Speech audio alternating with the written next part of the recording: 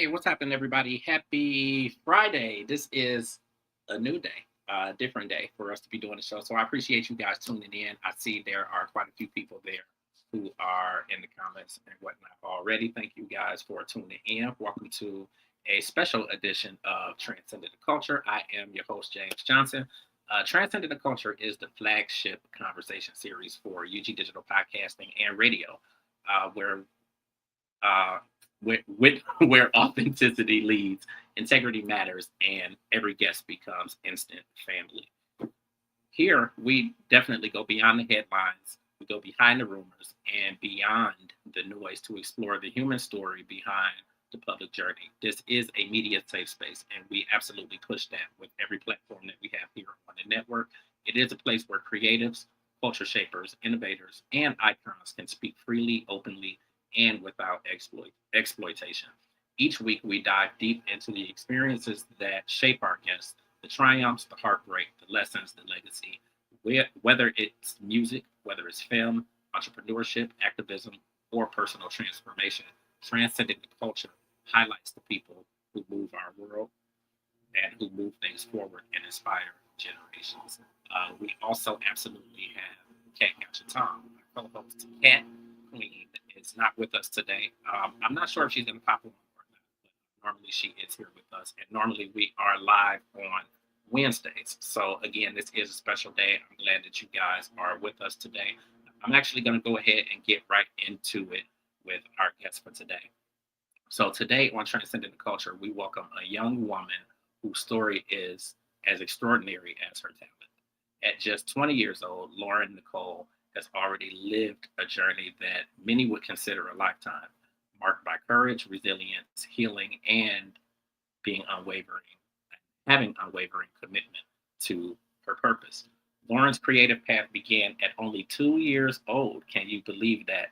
Dancing her way into packed arenas as a child performer for the Detroit Pistons. But when injury forced her to step away from the world she loved, she discovered something even more powerful, her voice. Through songwriting and singing, Lauren found a new form of expression that carried her through some of the darkest chapters of her life. From childhood pain, anxiety, depression, and a complicated relationship with her father, to standing at her mother's bedside through life threatening surgeries, Lauren turned her trauma into testimony. She transformed silence into storytelling, fear into fuel, and heartbreak into two full bodies of work, 17 and her deeply personal album, Daddy Issues. What sets Lauren apart isn't just her gift, it's her purpose. She is a mental health advocate, which is helpful to so many of us. Listen, it's helpful to me. Um, she has a voice that she is a voice that is voiceless, and proof that healing can produce beauty. Her mission is to make people feel seen, heard, understood, and less alone through the universal language of music. So today we dive into the layers of her journey, the artistry, the listen, I can't read my own writing. You would think I was a doctor. The battles, the victories, and the woman she is becoming. So please join me in welcoming Lauryn Nichole. Hi, that was such a beautiful intro. Thank you. I'm like, shit, I can't read my own writing. I feel like a doctor today. It's So all good. That was beautiful. Almost made me cry. I appreciate you. I think the mental health piece of it is like when when it was when the idea or the opportunity was introduced to me and I heard that piece of it, I'm like, I'm in, let's do it. Yeah. It absolutely makes sense. I'm grateful to Ron because I think that just with everything and not just the stuff that I was telling you, but just with everything and just the Yeah. journey, the mission and everything that it is that I'm doing, he has been one of the true supporters. And I've Yeah. had many of them, but I'm very grateful to Ron. I'm very grateful to you, obviously, for doing this. It's the middle of the day. Normally we are live on Wednesdays. So I know we were going to do this past Wednesday. And then Yes. um, he told me what was going on. And I'm like, okay, that's cool. And then it actually worked out anyway because I was in the midst of one of my little Moment. moments. And Yeah. I think that like all day long I was like, okay, we got a show today. Um, Mm. and we were just gonna do because I have my co-host Kat Queen, who normally is on with me, and Yeah. she has a podcast and did a segment also called Cat Got Your Tongue. Mm. So we generally talk about kind of what's happening in society, what's happening in the industry and music and entertainment and all of that stuff. So we were Yeah. gonna do that. When I tell you it was like, and we go live at 7. It was like 7:47. I looked at the clock like, oh shit, we were supposed to have a show today.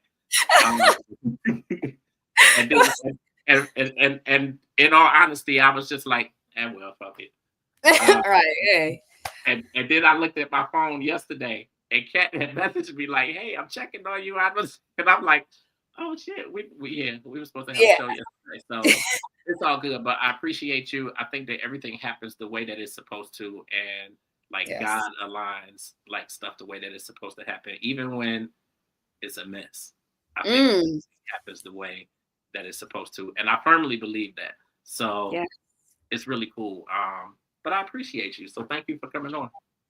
Thank you for having me. I appreciate you even giving me the space to do this. Absolutely. So I think the first thing I want you to do is kind of do kind of your own introduction to everybody and to the audience.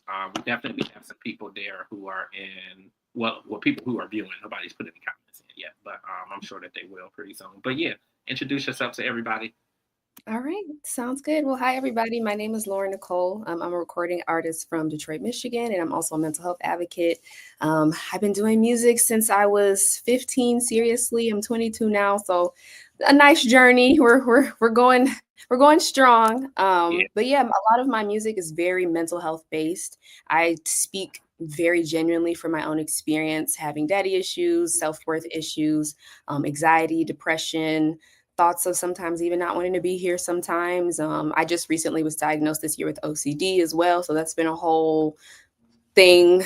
But yeah, no, I think we don't go through anything in vain. And I think my story can be used as a testimony to anybody that may be going through similar things. I think a lot of the times we feel like we're isolated in the things that we go through and like nobody understands us. And I'm the only one going through this. But that's why I pride myself on speaking about these topics in my music because it can feel like that, but it's not true. Everybody goes through these things, just not a lot of people talk about it. So yeah. yeah, that's me. I love the fact that I love the fact that immediately you speak on depression, and so many people deal with depression. When would you say, like, when would you say that not necessarily diagnosed, but when did you realize that you were kind of dealing with depression? Yeah, I wanna say I noticed it as early as the age of, like, 9, 10. Okay. I was going through a lot of stuff in my household, like, with my dad, he hasn't spoken to me in, like, 6 years, but when I was in the household with him, he wasn't the nicest. Yeah. So, obviously, as you grow up, you kinda start picking up on things. My mom, you mentioned it, I'm shout out to you for knowing my whole story, that's really cool, but she had been diagnosed with some things that were going on with her brain, and she had to have a whole bunch of surgeries. So it was just a lot on me mentally. And she actually noticed it in me how I wasn't really the same. I was kind of sadder, wasn't as talkative, and she was like, "We need to get you into therapy." And I was like, Yeah. "No!" Like Yeah. I was very resistant of Because it. there's like a it's a negative connotation behind it. Um, Yes. it's such a like it's a negative stigma behind it, and even within ourselves, and you think that something is wrong and that you're Yes. crazy, and it makes you resistant, to the Yes. idea of talking to somebody and whatnot. It's interesting, and the reason I asked when you realized it is because a lot of us, like even me, like Mm, when I look back now and I find myself kind of looking back in retrospect just at a lot of stuff. yeah. I don't know if it's a midlife thing or whatever, but I look back a lot now, and I feel like I've always dealt with it, or it's always Mm, been like kind of in the back of my mind, and like yeah. being I guess a depressive spirit and that sort of thing. But I just think that kind of back, and I don't want to say back in that day because it's not like I'm that old or like I'm ancient, but I just think that there was a time when people didn't really put a name to it. Um, No. People didn't really put a name to it, and family is always like go to church and pray it out and pray it Mm, okay, that kind of thing. So yes. you never really put anything to it. So it didn't really show up to me until maybe 8 years ago, maybe Whoa. 7 or 8 years ago. And I'm going to be 49 this year. So Wow. imagine doing a whole lifetime of, having those issues and, And it nowhere to put being it. treated and, and that sort of thing. So Yeah. I'm grateful, obviously you don't want to be in that state, but I'm Yeah. grateful that I got to a place and that all of the stuff that went down, and it was just like, I felt like it was the worst time of my life, but I said again that I think that stuff happens the way that it's supposed to. So like I'm glad that it came out because like you mentioned, even sometimes having feelings of not wanting to be there. I've had those. And like a lot of people have that and they just brush it off and they, Yes. push it away. And then when it happens with people, everybody's like, well, he wouldn't have done that. And she wouldn't have done it because they never talked about it, but the thoughts was all. So no, Yes. I love the fact that you talk about that. And that's, really what your mission and your journey is really about. Thank you. I appreciate that. I'm happy you said that because, like, a lot of, and this is even, it's been my whole music career. A lot of people have been like, why do you only write sad music? Why, how come you don't write a dance song? How come just be happy? Yeah. And it's because I present myself like, you couldn't guess that I'm going through something based off how I present Yeah. myself. Yeah. You know, Because, like, because, because it's like they people say what happened at home stay at home, and right? and it's like we put on that face, but it's like it's still stuff going on. Yes, and I have a song called "Smile," and it's called "Hide Behind My Smile." A lot of us are waking up because society has trained us Mhm. to pretend and to Uh-huh. I gotta be strong, I gotta be okay. If Yeah, somebody asks you how I'm doing, I'm good. How are you? It's like a yeah, robotic yeah, response, you yeah, know. But yeah, it's because we're all so afraid to be vulnerable. We're afraid of being judged. We're afraid of being real, and that's why it's like I'll start making happy music when I'm genuinely happy. yeah, Don't get me wrong. I believe you can be depressed and still have happy moments and be sad and still have happy moments. But why make a song about being happy when so many people need to hear this message that's hiding behind their smiles yeah, every single day? And people don't realize it, but you made a good point when they finally make that decision to not be here anymore. What? I didn't see any signs. People think sadness and depression is a physical look. I got to uh-huh, be crying to look uh-huh, sad. I got to yeah, be having dark makeup on. I got to look emo. yeah, yeah, No, depression is not a look. Sometimes absolutely, the brightest smiles are the saddest at night. They just don't yeah. show it. I love that. I love that you even that you compare it to you making music and sad music versus happy music because it really puts me in the mind. And I think I'm guilty of all. You listen to people's music and you feel like you're getting to know them, and then you think you could see kind of inside and like all of the stuff. And like somebody who I've always followed, who I don't know how the hell I'm gonna get her on the platform, but Mary J. Blige. Yes. Just when you look at, and obviously the music is the music, and we love the music, and you hear so many people like, oh, I like the sad Mary because that was like the best music and all of that. But Yeah. when you really look at all of her music and her journey. And now that you know so many pieces of her story and her journey, it's like you can kind of piece where she was mentally when she was doing each project. And it's like all of those projects are important because, obviously, what's the 411? And then you got My Life, where she was like in the midst of turmoil and trauma Mm, and so much stuff that was going on, and then her trying to get out of that with Share My World. And then yes. as the music got happier and happier, it's like you could really see that she was doing the work. And like Yes. I kind of relate you and what you're saying to that. Yeah. Like you can't make happy music when you're not in that place. But what gave you the courage, I would say, because I Mm, do believe that you're very courageous in the way that you share your story and you share your life, and the fact that all of this is out there for people who actually do the research and they dig, like yeah. they find this info. Because when I saw that you was driving, I was like, shit, like really? But Yeah. what gave you the courage, like to be that vulnerable to share all of these pieces of your life and your story with your father and then your story with your mother. And like, because they're obviously with sharing all of that comes a lot of judgment from people, like Oh my. even people within the circle in the space. And like, what gave you the courage to put that out there? I think I've always viewed music as something that is like I'm a vessel for, or like it's my purpose. And I'm a huge believer in like sometimes being a vessel is not comfortable, it's not easy, but I think it is worth a sacrifice, like of you. Like if I have to be the leader, my mom always taught me to be a leader since I was a kid. She always told me like make your own path, don't follow something because somebody else is doing it. Yeah, As hard as it is being vulnerable, I think I always knew that if I'm going through this, somebody's going through this too.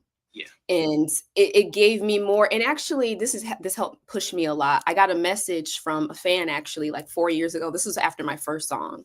And they said that they were contemplating taking their life one night and that my song Cope came up across their timeline. Somehow never they said they never heard of me, nothing. It just came across their timeline.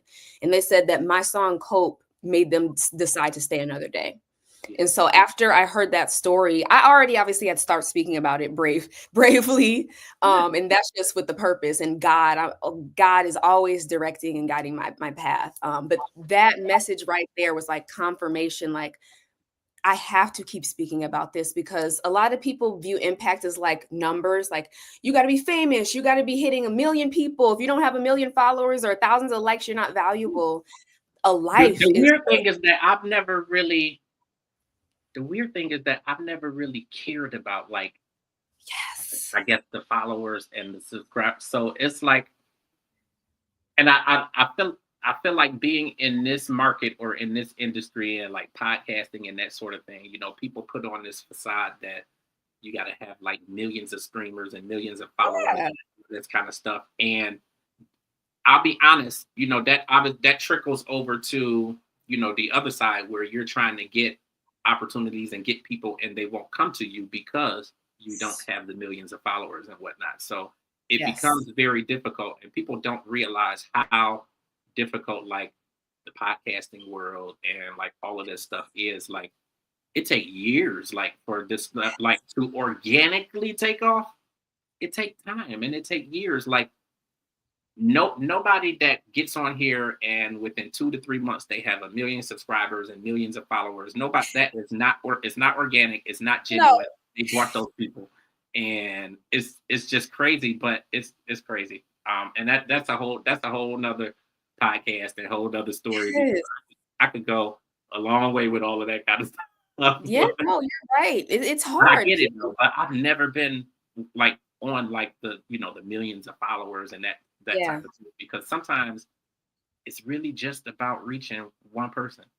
It's just One, a life is so reaching much one more person. worthy than millions. Like, if you can save a life, like, who cares about 1 million people Yeah, seeing my video once and they never care about it again? But if you can say what you're doing is impacting people and their lives and the decision to stay here, I'll take one person over 1,000,000 any day. yeah.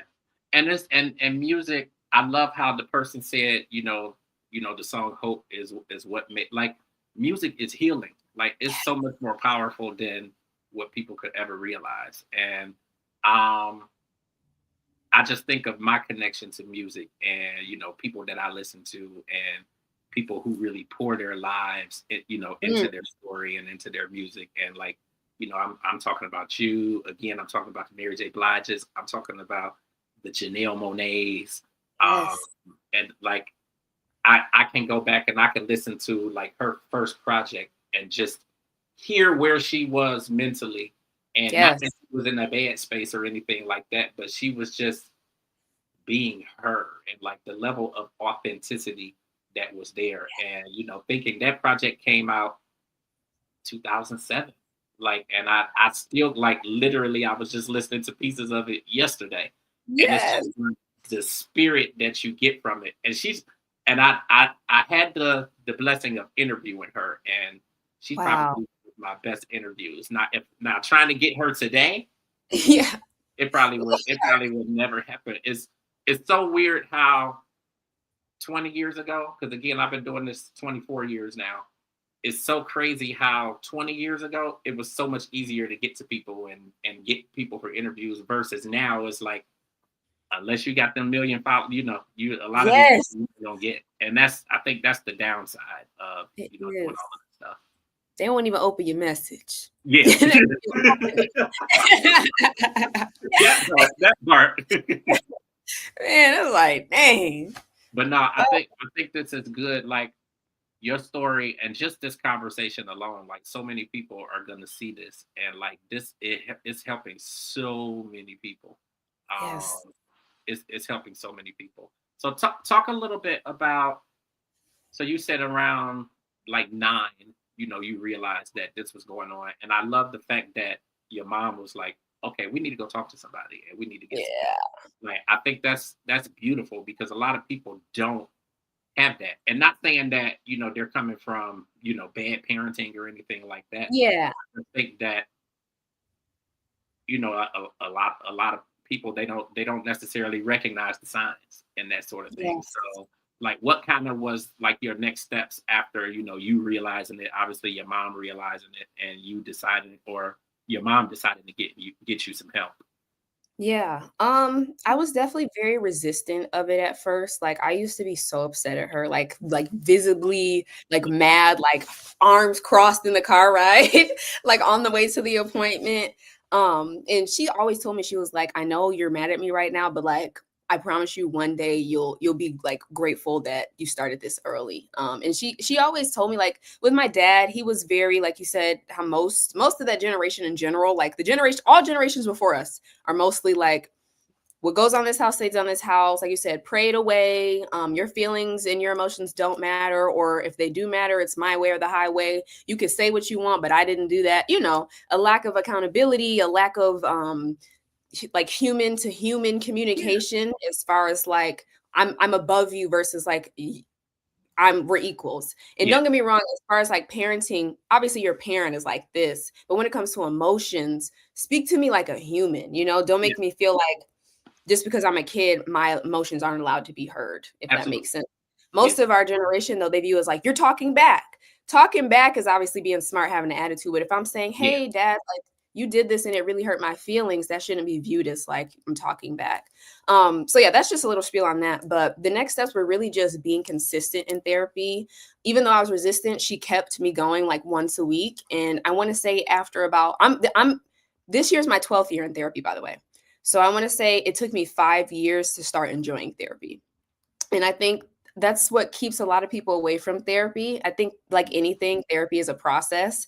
And what a lot of people also don't understand is like, most people think they're going to sit in the couch and they're going to be like, this person's doing that to me and this person's mm-mm, doing that.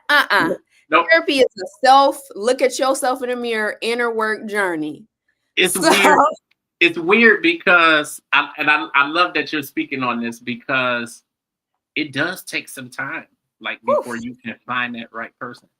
I yes. remember I remember the first time I went and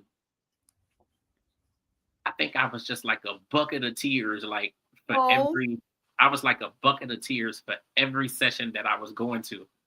But yeah. on the flip side, I hated the counselor though. Oh, And like it's and I say that because I say that to say like it's really, really difficult to find. Hey Ron is in the comments. hey, Ron.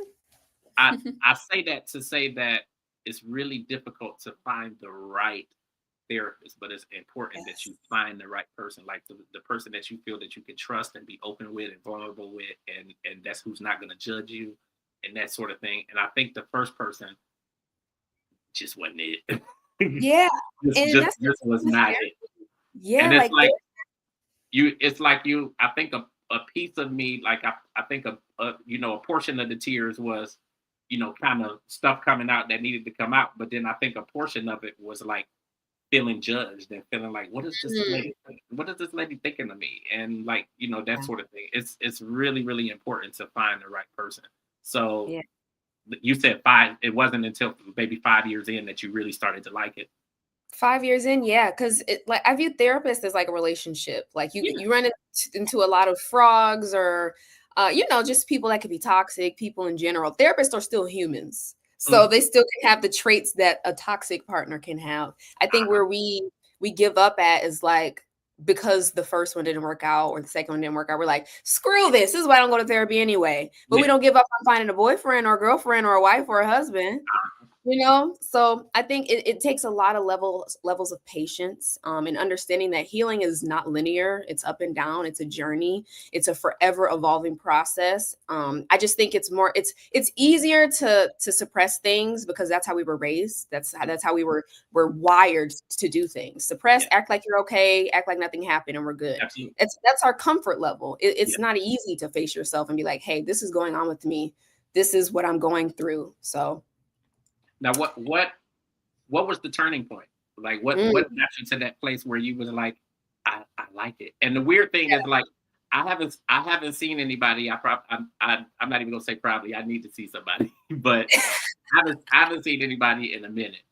But I Oh, wow. like therapy though. I Yes. do like knowing because the last person that I had, I really did like. Um, Oh, the good. last person I had, I really did like. So my goal is to start going back and actually start going back to that person. Yes, So I did please. like that person. But what was the turning point for you? I think after I started seeing the benefits of therapy, I think a lot of people, like you said, it already has this negative connotation and this stigma around it, just based off like, oh, if you go, you're crazy, or like, no, you can like suck it up. Yeah. But after I started seeing that, like the she would give me homework sheets, and I've had, I want to say, a total of like 5 to 6 in the past 12 years. And this latest one is the best one I've ever had. Like, that's my girl. I'm seeing her tomorrow at 11 a.m. But yeah, no, they'd give me homework. They'd give me these tools that would genuinely help me with what I was going through. So after you get through that tough time of being afraid to open up and, like you said, feeling judged, and like you said, finding that right person that really understands you and your story, and you start applying the tools that you're giving to you through to your day-to-day life, you're like, wait, that little piece of advice she gave me the other day is actually worked today. Yeah. Okay, this is not as bad as I thought it was, but Right. it takes that sacrifice of time to like stick it through. Yeah. But the No, benefits kept me for yeah. sure. I think the benefits are just enormous. There's a lot of benefit from it. Um, how do you feel? How do you feel like obviously going to therapy now, how do you feel like that's helped you with your relationship with your parents? And I know that you Mm, haven't spoken with your dad in some time. yeah. It's definitely helped me a lot with my dad. Not to the point of us like kindling, if that makes sense, but it's helped me have more grace, and it's helped me not take his actions towards me as personal as I used to.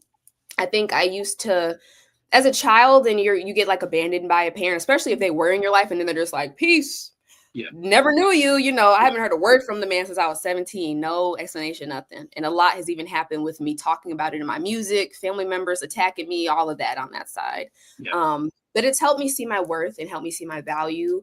And learning the psychology behind what is going on in somebody else's head has helped me understand, like, wait, he's not treating me like this because it's something I'm doing, or right. something, or because something is wrong with me. I think the way people treat us, a lot of us internalize people's behavior Yeah, towards, yeah, and we think, what's wrong with me? I think it's okay to be self-reflective and ask yourself if you did something. But sometimes people, I call it, you just having a you today. You having a moment. And the way people treat us is usually never about us. It has everything to do with what's going on internally. So absolutely. knowing that, just like I have trauma, and unfortunately he's been the one that's caused a lot of it, I'm sure he has trauma. I don't know what his story is. He never, emotions weren't allowed in our house. So all I can do is assume that you're acting this way because of something that maybe you've gone through. But Yeah, I just say all that to say it's helped me not internalize it, and it's helped me become stronger in my worth and my value, and understand that the way somebody treats me does not validate my worth. I do, and God does. So absolutely. Now I appreciate this conversation. So everybody, obviously we were supposed to be here. We were going to be talking about Psych Ward and about the new single Psych Ward. yeah. We were going to be talking about so much more about her journey and her career and that sort of thing. And we went off into a tangent. So I'm going to kind of flip it a little bit and actually kind of start going into more of your journey. So you started dancing at 2 years old. How does that happen? Like, how did we start dancing at two? Like, take us back to that moment. When you first realized that creativity was gonna kind of be the path? Yeah, I think it's the funniest story. My mom said she used to. Do you remember the show So You Think You Can Dance? Yes. Okay, so my mom, she would, I guess she turned it on, like she watched it, me and her together when I was a Yeah. baby. And she said I would watch it with her and that she would see me start like going on my tippy toes, like walking Yeah. around the house like I was on like point ballet shoes. Yeah. So she said she asked me like, "Lauren, you want to do what they do?" And she said I was like, "Yeah." Yeah. So she put me into a ballet class and I caught on so quick. Like I was Yeah. 2 years old and most of the other girls were like 4, 5 and 6. At Mhm. the recitals, all the 4, 5 and 6-year-olds were looking at me because they couldn't remember the choreography. I was Yeah. 2 years old Yeah. basically leading the whole, Yeah. dance. Everybody was looking at me to remember the choreo and she said she knew when she saw that that she needed to nurture that in me. Yeah. No, I think it's exciting. Just thinking back, just thinking back and just at the idea of a 2-year-old and getting into dance and that sort of thing. And I think there's absolutely some truth kind of to the idea that kind of the younger you are, the easier it is to kind of take Yeah. it. Just like kids with foreign language and that type of thing. Yes. Usually, as little kids, they pick up on it a whole lot faster and they're able to really retain it versus being, Yes. in your second year of college and taking Woo. Spanish. It's like, what? Like, Right. What's the yeah. word? But no, that's exciting. And then the So You Think You Can Dance. I think that was like I don't know. I don't want to say a ritual, but I just think it was like a family. Like I can remember buying, like I think I may have gotten my son a PlayStation or something like that. Like they used to sell the game.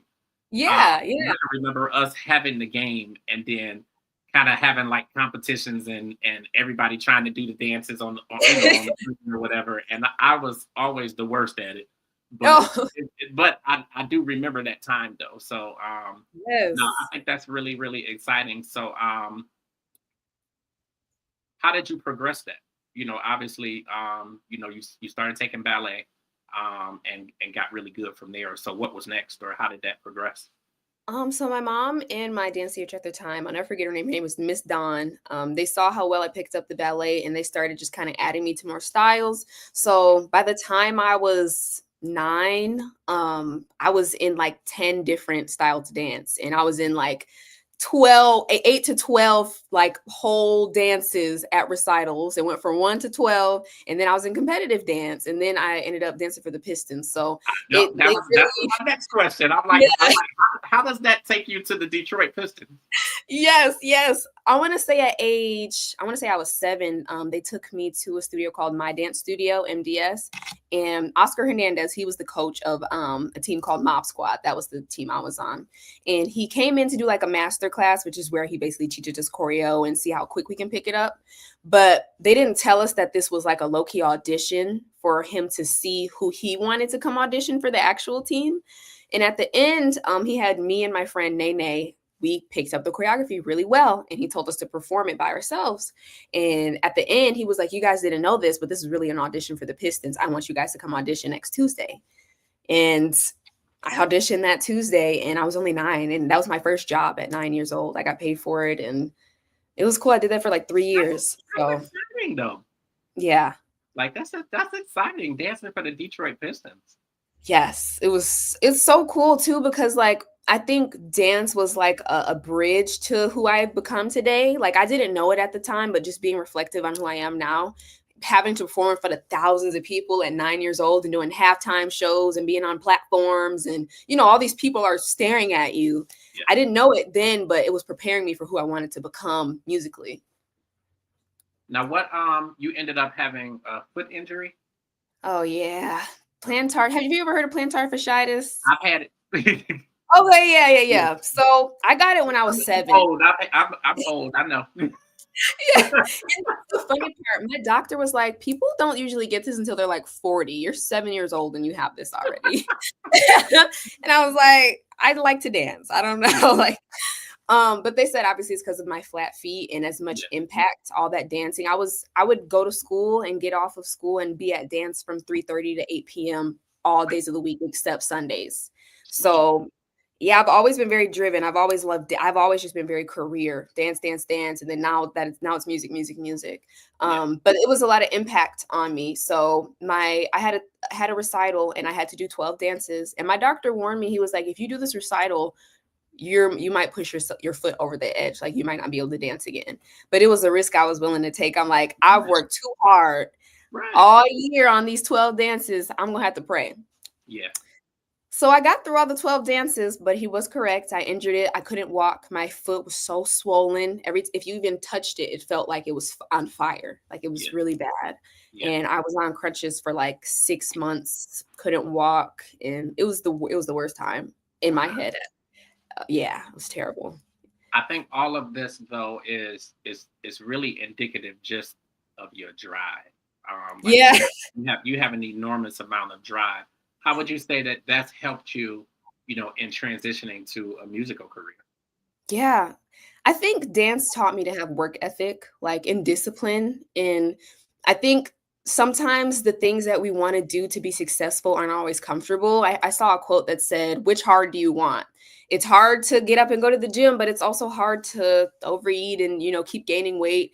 It's hard to run up the stairs, but it's also hard to just be laying lazy all day. You know what I mean? So I think I kind of viewed my career and my life and success in general that way. Like sometimes it's not about how we feel. Sometimes it's about being disciplined and doing it even when we don't want to. Because I think patterns in taking those steps every single day lead you to the final. I don't think there's ever a final outcome, but just lead you to the bigger picture. And again, seeing those benefits of what it looks like to stay consistent and to keep showing up. It's like anything I've ever put my intention and my steps into, it's always, turned out how I viewed it. Yeah. So it's like when I get discouraged, I just think about, hey, this outcome is going to be beautiful. You've been here before, you've done this before. You have to keep showing up. Yeah. So you found songwriting when dance, kind of was no longer an option. Like, what did writing allow you to express that you couldn't really, that you couldn't, access any other way?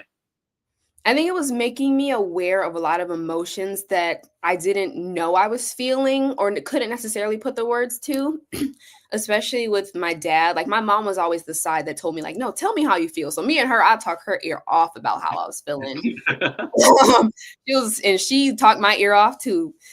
um, but it kind of just allowed me to give words to the things that I could never express to him verbally. Because every time I tried to express something to him verbally, he would shut me down or tell me I didn't do that, that didn't happen. Your mom's telling you that, just always dismissing what I was feeling. So I was like, you know what? Since I can't verbally tell you, I'm gonna put this into something that at least if you don't ever listen to me, like I can at least get it out and somebody's hearing it, even if Yeah. it's just myself. So yeah, I wrote my first song I wrote when I was 10 years old called Not Capable. And it literally was just about me coming to the realization and trying to accept that my father will never be who I need him to be, Right. and accepting that I'll never feel like daddy's little princess and having to accept the fantasy that I see all my friends have with their dads that I may not ever get that. Yeah. So I read that, I guess in previous time you had a fear of, really singing in front of people. So like, Oh, how were you able to push past that fear to the point of, having multiple projects out now, like, having, amazing music out now and singing in front of, millions of people. oh my God. I think out of all things, that probably was one of the hardest things that I had to overcome. With all the things that I've gone through in my childhood, you develop this need to want to be accepted. You want to be validated. You just want to be good enough. And I knew that like getting in front of a crowd, there's judgment, there's opinions, and like, what if Yeah. they don't like me? What if I'm not enough? So it was so hard for me to get past that concept of being perceived and being seen, period. Like even till this day, performing is very hard for me internally, but it goes back to kind of how I spoke on earlier. I take myself out of it because I know that I'm a vessel at the end of the day. Absolutely. So I think the more I basically have just trained myself, like, this isn't about you. I always ask God to decrease me so that he may increase. And I always say, whatever this crowd needs to hear, feel, see, like you do it in me. This isn't even me doing this.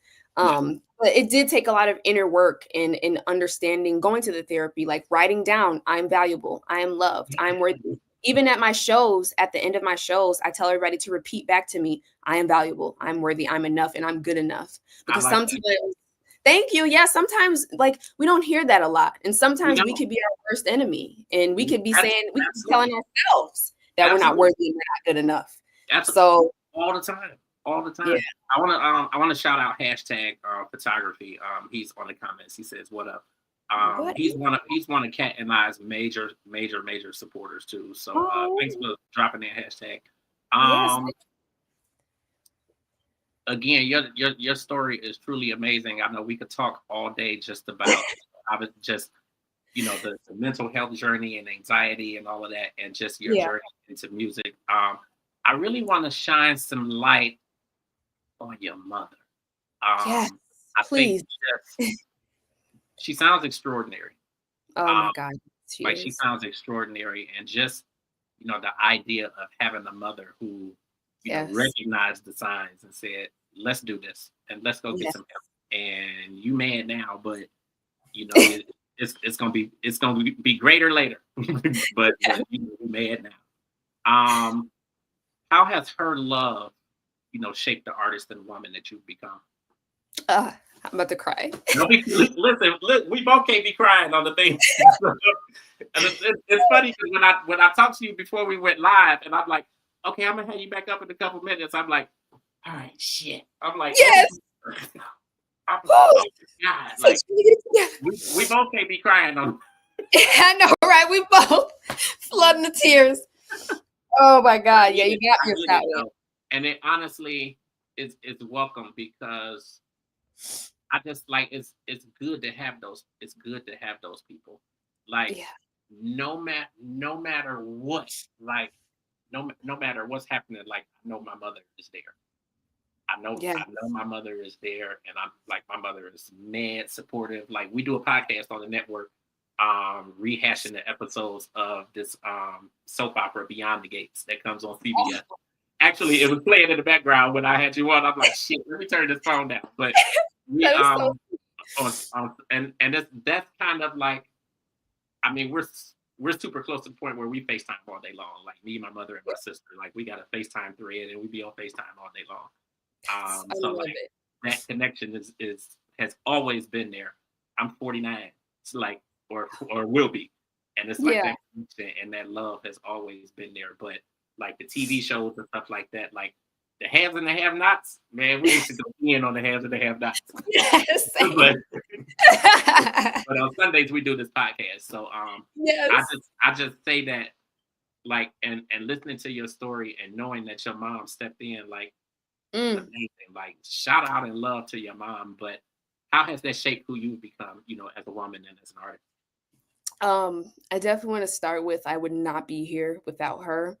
I think I always call her like a unicorn. I always say like she's just the most amazing, kindest, beautiful person I've ever met. And I could not thank her enough, not only for, like you said, seeing the signs in me at such a young age, but like she was there for me.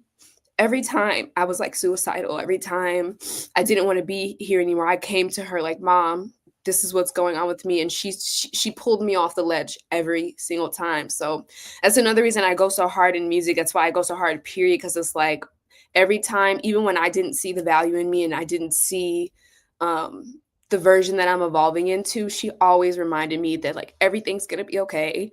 Yeah, You are worthy, you are beautiful, you are enough. And she's the only person that's ever made me feel like I was always enough, regardless. yeah. So I love the fact too that,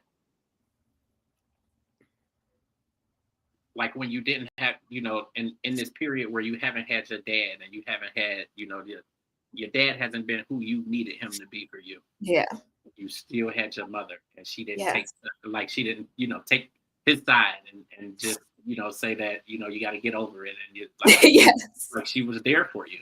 She was, yeah, and she always encourages me to, like, anything I say I wanna do, anything even as far as my dad, she always tried to lead me towards him, like, even when Yeah, he was acting the way he was acting, she'd always be like, "I know, obviously, he's not that's acting the your dad. way We gotta- right, but, like, sometimes people can't love us in the way, that we want them to. But that's what used to frustrate me too, because he would say that she would like lie and tell me these things. I'm like, you don't even know. She the reason I'm still trying to have a relationship with you. But Yeah. and not even to bring him up again, but she's just always Yeah. that person, like seeing the positive in things, being that extra nudge when you're just kind of like one step closer from just finally just breaking, and I thank God every single day for her. I thank God that he chose her to be my mom, because I truly would not. I wouldn't. I tell her all the time, I don't know what I would do without you. Like, Yeah. I don't know. Yeah. I think it's you see a lot of the love and the things that we want to do, and seeing how supported we are. Like driving 8 hours, every weekend, back and forth, from Detroit to Chicago to pursue what it, for you to be able to record. Like, what do you Yes. think it was that your mom saw, in the fact that that you were doing this, that kept her fighting right along beside you? Yeah. From when I talk to her, she's always viewed it as like, she always says, since a little girl, you've always put the work in. And she's like, she always said that like I gave her something to fight for. So even in the moments of me wanting to give up, she had saw how hard I've been working, how hard I've been fighting, having the discipline as a kid to say, actually, I'm not going to go to the parties. I'm not going to drink. I'm not going to smoke. I'm not going to be a follower. I'm not going to, get off of school and just not do my homework. I'm gonna go to dance for 8 hours instead of, going to a party. And it's a Um, testament, and like that alone is a testament to the foundation that was laid. Because a lot of kids, like when they have these struggles and they're dealing with depression, and then they have a parent who's kind of absent, even though they're present, and yes, they usually they tend to run fall to into those drugs, patterns. alcohol, and all of that kind of stuff. So it's really a testament to the foundation that was laid from the start. Yes, I think that's yes.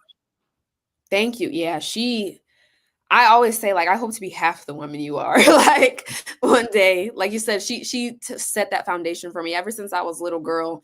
To the understanding of my intellectual capacity, she always mapped out scenarios. Even, when I got to high school, people might try to peer pressure you. People might try to get you to drink this and do that. She always told me these things and told me, it's up to you, but this is the right path that you should take. It's up to you to decide in the moments. And yeah, I think knowing that, and she kind of already set up like how a leader yeah. should be and how you should be as a citizen in this world. She I just love set it. such a strong example. Yeah, I love that.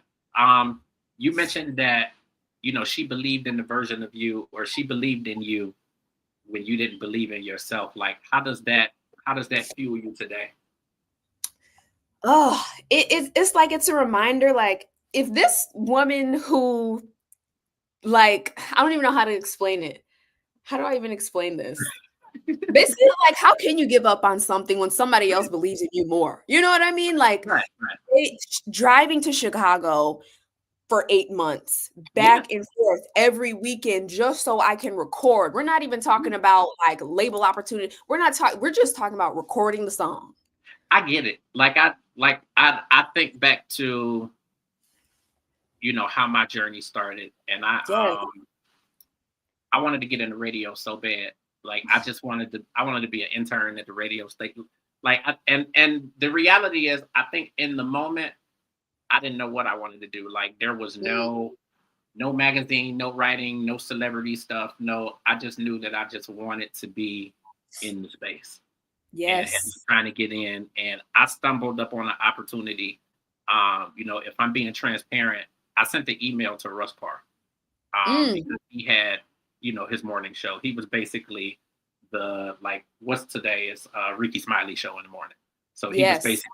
he was basically in that slot, and had his show, and I sent him an email and poured my heart out, like I want to do this, Oh, and he responded, like, and that's what I mean. Like when you think back 20 years ago, 25 years ago, it was so much easier to get to people, you know, yes. like you could kind of email somebody and it'll be the Boom. right email and they respond.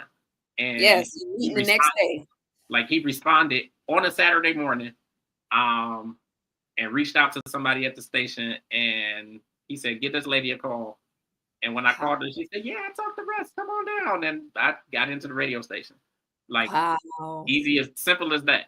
That's And it could beautiful. never happen that way today. But So hard.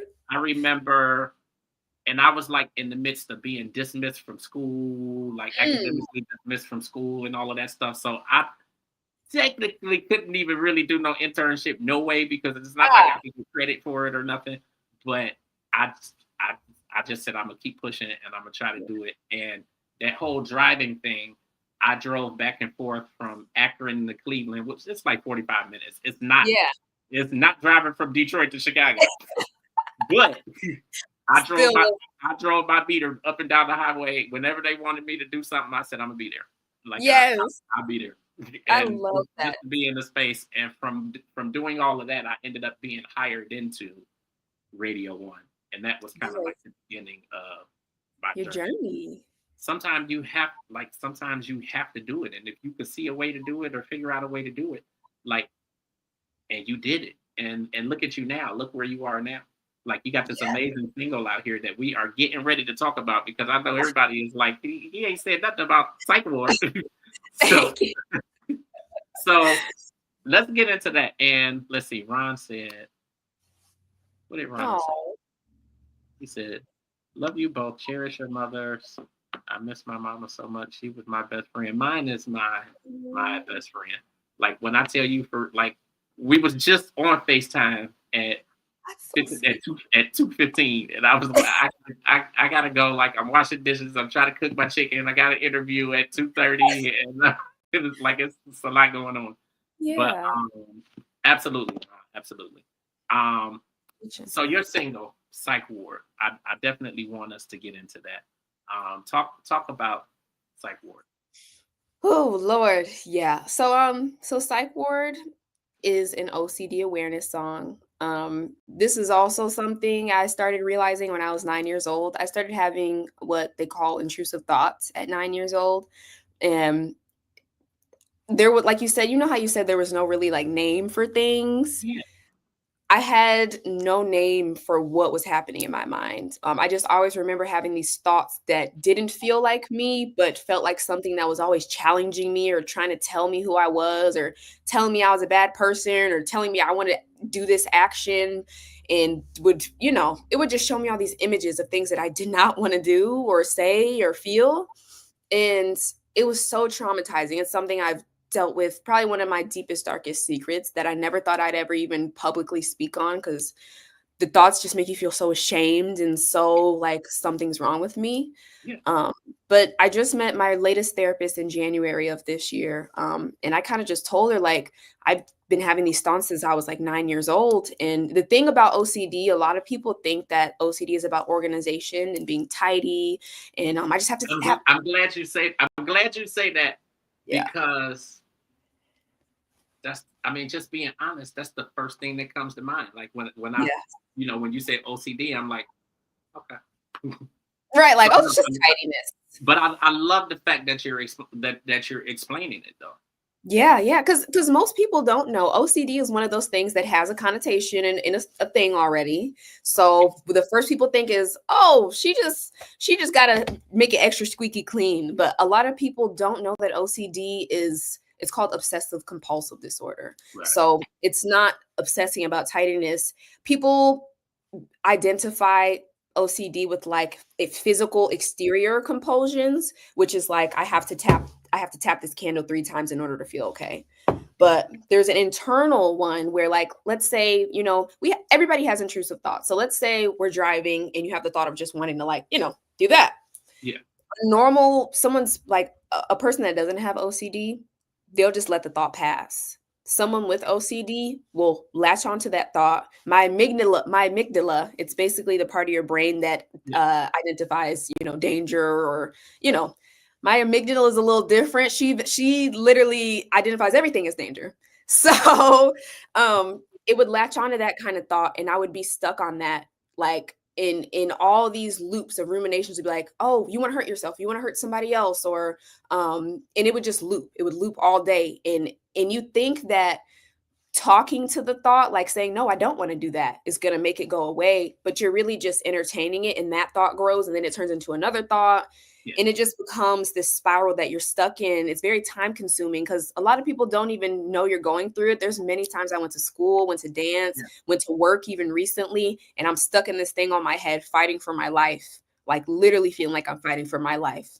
And nobody even knows, but it's because it's this internal loop. And they're thoughts that haunt you. They're thoughts that are completely out of your moral compass, things that you don't morally want to do or even feel or want to hear, see. So it's been a struggle, a I can huge imagine. struggle. Yeah, but I finally am getting answers, and that's why I dropped Psych Ward to land the plane. Sorry. No, I love that. What has given you the strength and the courage, like to keep pressing forward? Whew. I think again, and it's probably always gonna go back to this.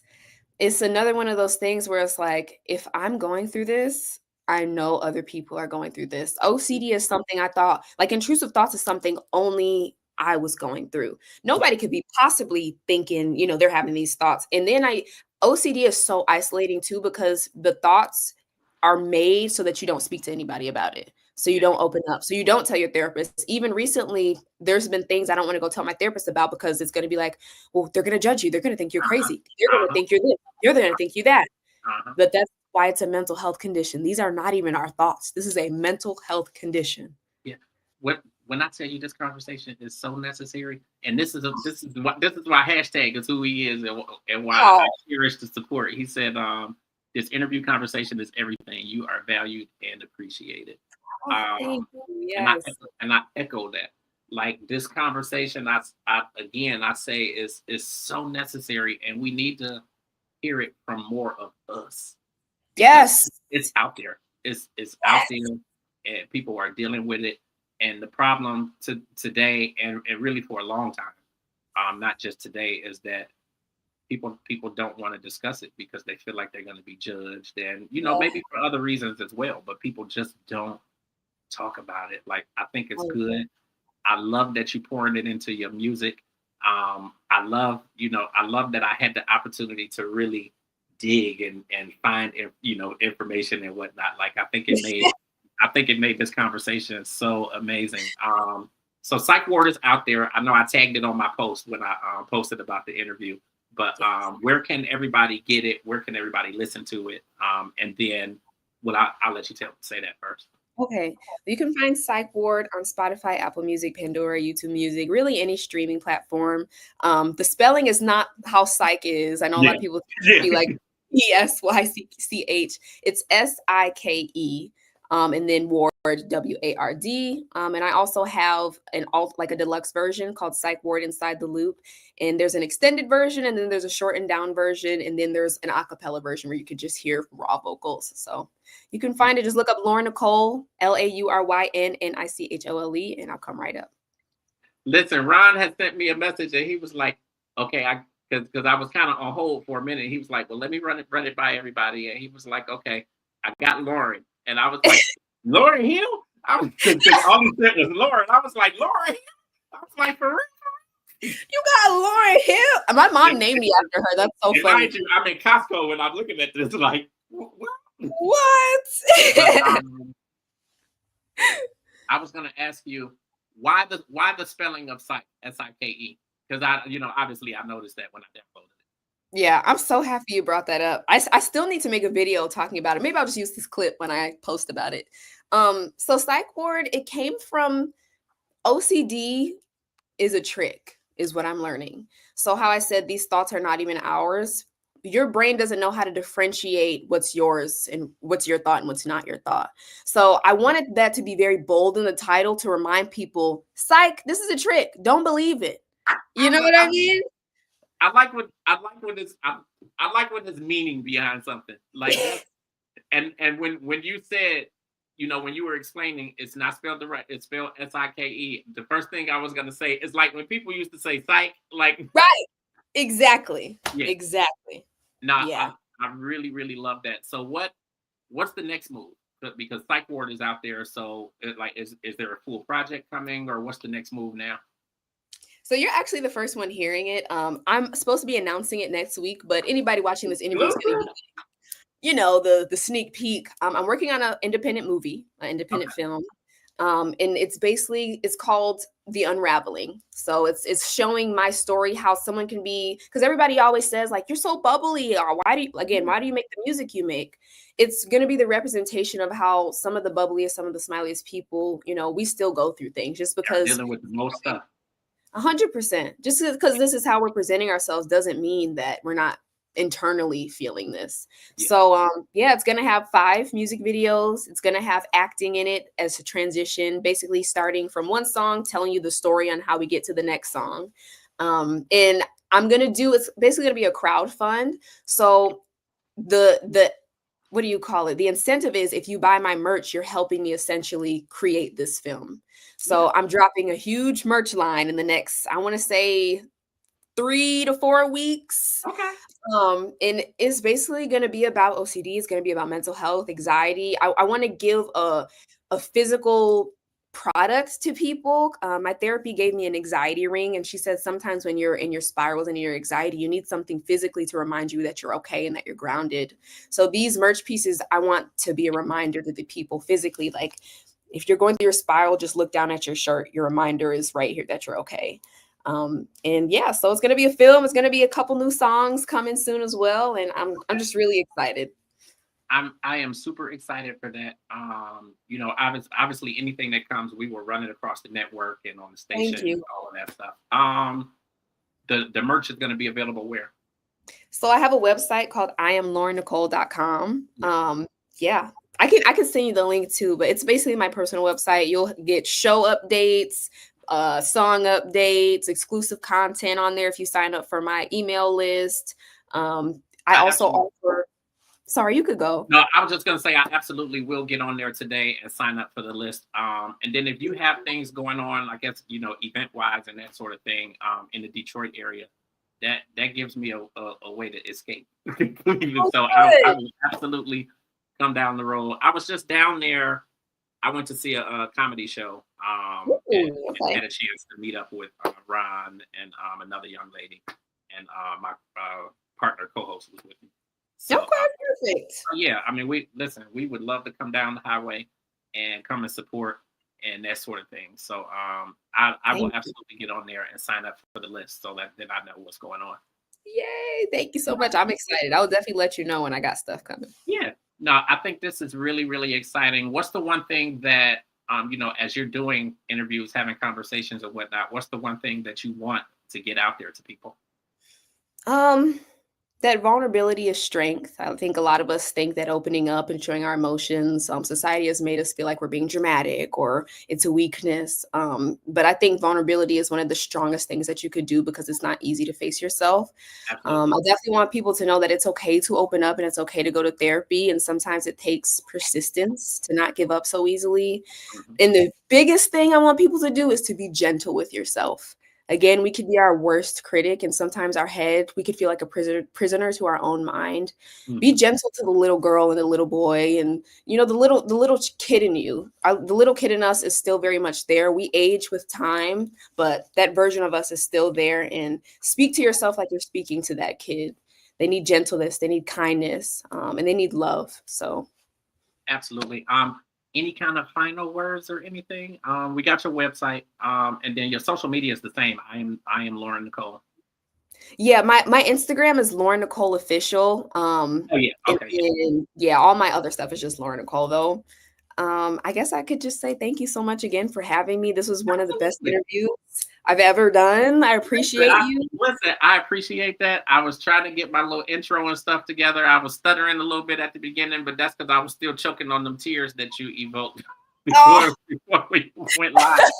Um, all good. but You're no, all good. I I appreciate you. appreciate it. I think that the conversation that we had, before going live was absolutely necessary. But like sometimes you just got to get it out. Sometimes you Yeah, got to get it out. You're not really talking to nobody or whatever. And I feel like I needed to release for a minute. So now I mm, appreciate that. But then I just think that this conversation overall was necessary. We absolutely need to hear it from more of us. because Yes. I think there's out there so much more than what people really realize. And, to be able to put a face to it, I Yeah. think is so amazing. And it's just like I said, a lot of this stuff, years ago, they weren't really putting a name to it. So, Not kids today are being diagnosed with, with I don't know why my mind is drawing a blank. But just depression. they're well, not just depression, but I just think overall, like they're taking medication for things that years ago people just would say, they just being bad and they're not focused and they're not and Yes. nobody ever put a name to it. So Yeah. I think that this is good, and like I said, the conversation is great. I would love to have you back on at any given point. Ron, I'm so grateful and appreciative for you sending Lauryn Nichole my way. Thank Um, you, Ron. Again, this was super, super necessary.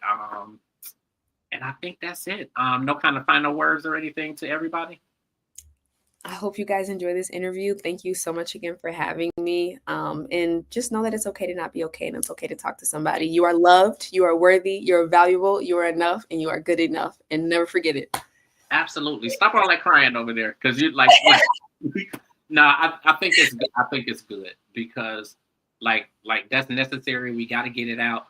And at the end of the day, like you are inspiring so many people. And like Oh, I meant what I said just by like how healing music is, and yes. being able to hear it from somebody else and to just know that you're not out there alone, that you're not Yes. by yourself. So I'm grateful to you. I appreciate you for Psych Ward. I appreciate you just for your journey, because hearing your journey and then knowing mine too, um, it makes things a lot easier, and you begin to realize that you're not by yourself out here. So I Yes. appreciate you. I know that everybody watching appreciates you. Everybody who's been on here is loving the conversation. Obviously, it's going to live forever on the website, so it'll be streaming. And of course, it's on YouTube. It was on Facebook and all that kind of stuff. So everybody will continue to see it, and I appreciate you. I appreciate everybody for watching. Thank you guys for tuning in today. I know this is an off day for Transcending the Culture, so I appreciate you. Shout out to Cat Queen. I wish Cat Queen was on here because when I was talking to Ron, and just knowing your story, I was just like, it resonates with me and Mm, with my co-host too. So it yeah. would have been good, but I think just kind of the timing and just everything that she had going on, she couldn't get on today. But you two will connect at some point too, because we'll absolutely have you back on the platform, and then we're gonna get Yes. down here to Detroit Yes. very soon. I'm gonna say I'm trying to get down there for the. I think Brandy Monica's down there in like another week or two or something like that. But I I'm think like, you're right. with everything going on, it ain't in the budget no more. But I'm like, I was trying to get down there, but I'll get down there soon though.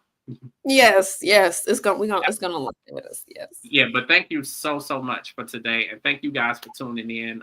We'll be back with you guys, unless we get something scheduled before then. We'll be back with you guys next Wednesday. And thank you so much, Lauryn Nichole. Thank you so much. I appreciate you. You too. Have a good day. You too. Bye bye.